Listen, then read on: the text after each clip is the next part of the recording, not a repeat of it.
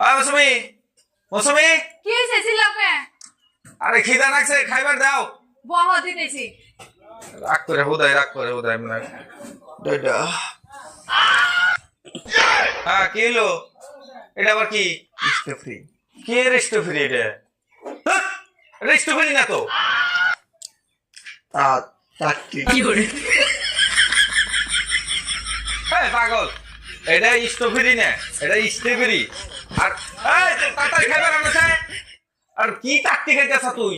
তোমার ভাই বলে টাটকি খাইতেছে। পাগল নিয়ে পাগল না জানো যা। ওই টাটকি ছাড়তে আমি খাই না। তুই খাগা যা, হনুমান যা।